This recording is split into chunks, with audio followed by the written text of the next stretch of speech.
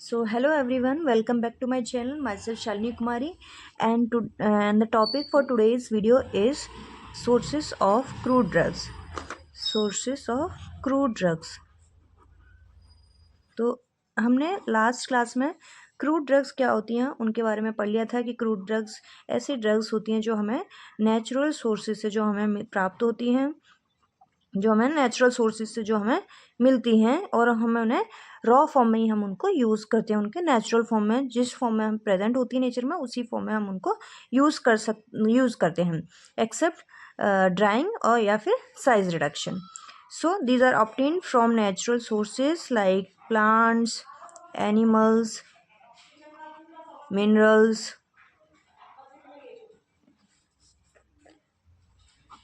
microorganisms, etc. So basically crude drugs ऐसी drugs होती हैं जो हमें नेचुरल सोर्सेज से जो हमें मिलती हैं, जैसे आपके प्लांट्स, एनिमल्स, मिनरल्स एक्सेट्रा। ठीक है, तो ये हमारे नेचुरल सोर्सेज हैं जहाँ जहाँ से हमें क्रूड ड्रग्स मिलती हैं। ये क्रूड ड्रग्स हमने एक पिछली वीडियो में हमने देख लिया था कि क्या है। इसका देखेंगे कि जो क्रूड ड्रग्स हैं उनके सोर्सेज क्या क्या हैं, मीन्स आपकी जो ड्रग्स हैं वो कहाँ कहाँ से हमें मिलती हैं, क्या क्या उनके सोर्सेज हैं। जैसे आपका प्लांट्स हो गया, फिर जैसे आपके एनिमल्स हो गए,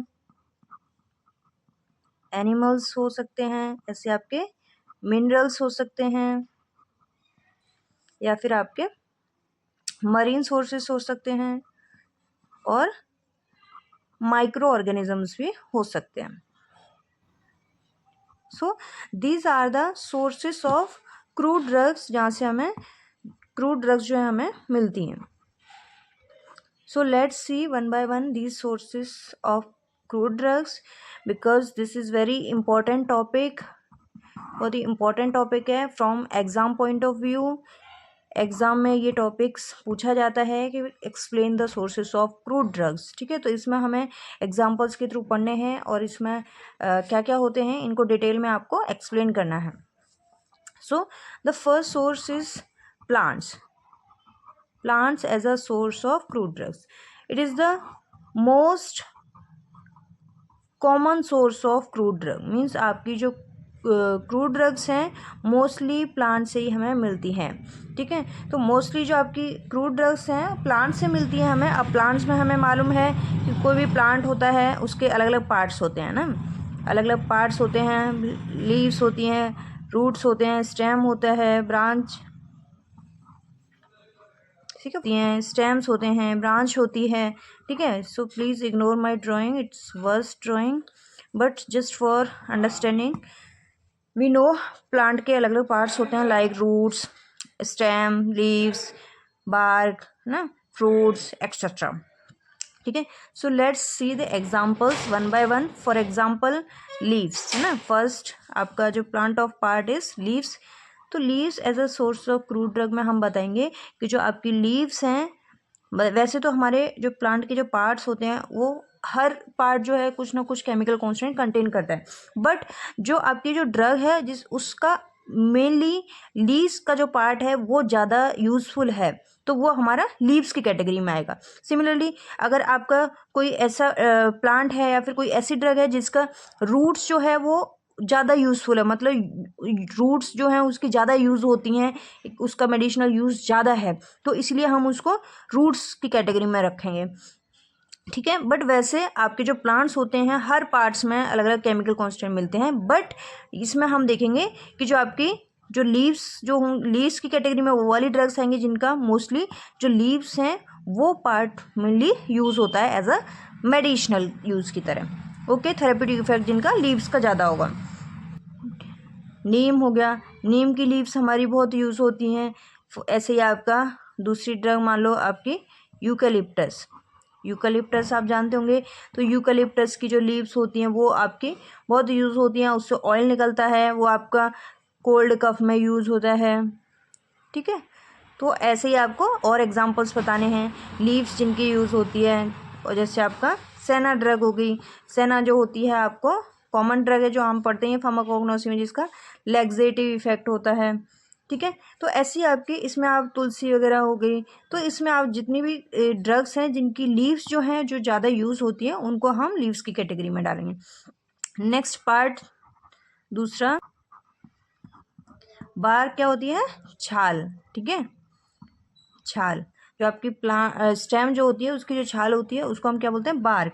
अब इसमें क्या होगा, ऐसी ड्रग्स भी होती हैं जिनकी स्टेम की जो बार्क होती है, ठीक है, जो छाल होती है, बार्क जो यूज़ होता है वो भी आपके मेडिसिनल पर्पस के लिए यूज़ होती है। मतलब उसके मेडिसिनल इफ़ेक्ट्स ज़्यादा होते हैं, थेरेप्यूटिक इफ़ेक्ट ज़्यादा होता है बार्क का भी।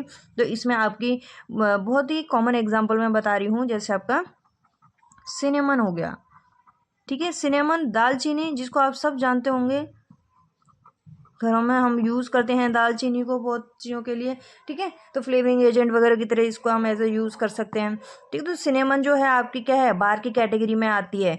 ऐसे आपका एक और एग्जांपल हो गया जैसे सिंकोना।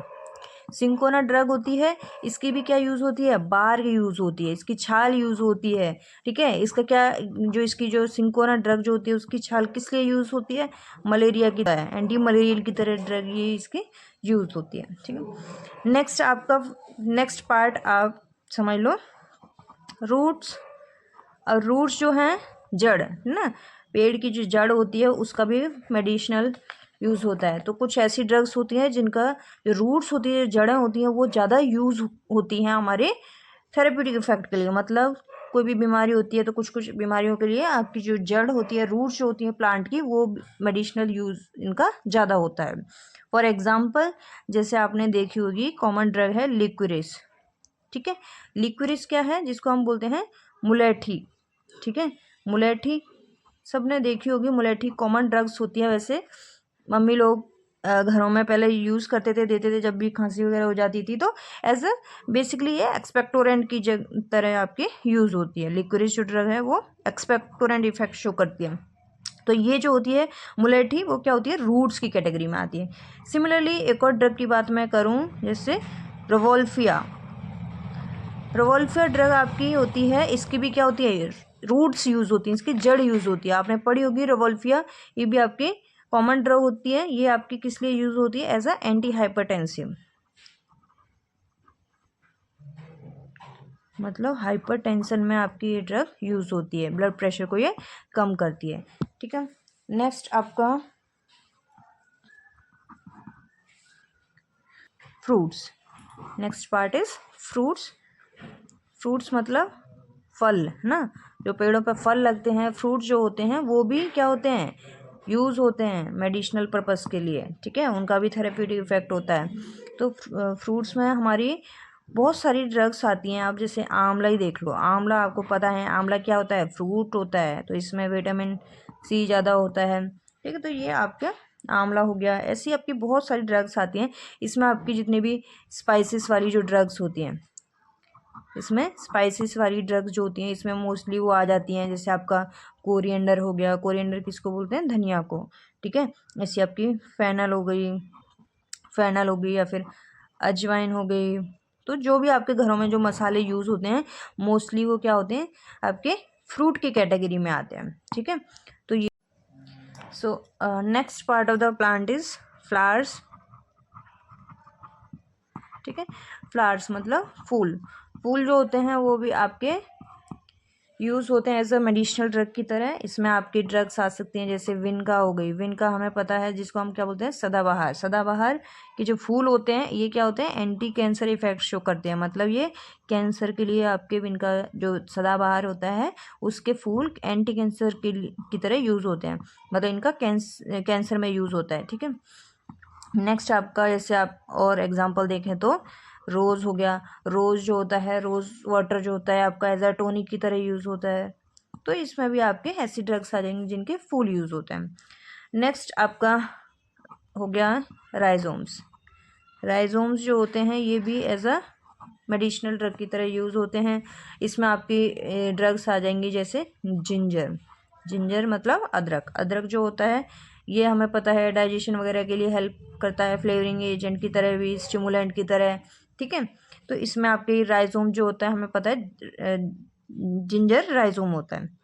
नेक्स्ट आपका इसमें टर्मरिक। टर्मरिक मतलब हल्दी, ठीक है। तो टर्मरिक जो होती है वो भी क्या होती है?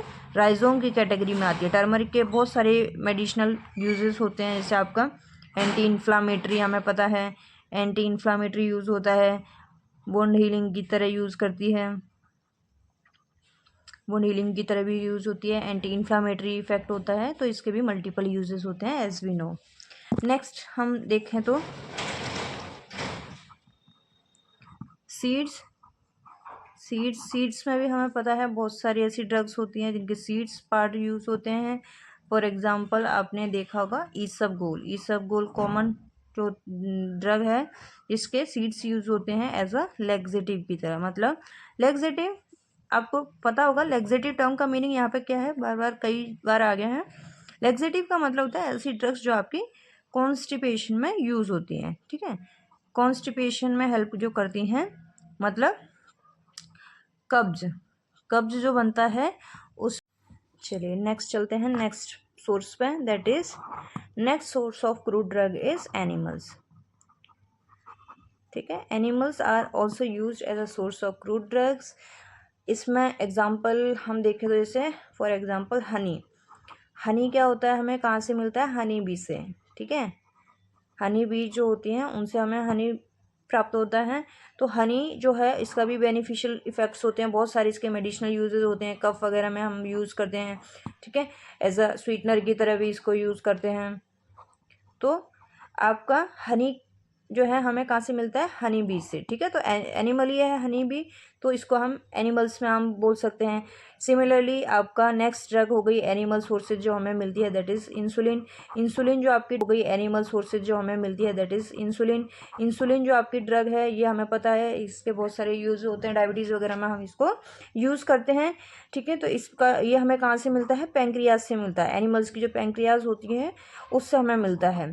ठीक है, तो ये भी आपका एनिमल सोर्स क्रूड ड्रग हो जाएगी। नेक्स्ट आपका code liver oil. Code liver oil जो होता है ये हमें कहाँ से मिलता है, फिश से मिलता है। ठीक है, कॉड लिवर ऑयल हमें कहाँ से मिलता है, फिश से मिलता है। फिश क्या है, एनिमल है, तो animal source of crude drug में आ जाएगा ये।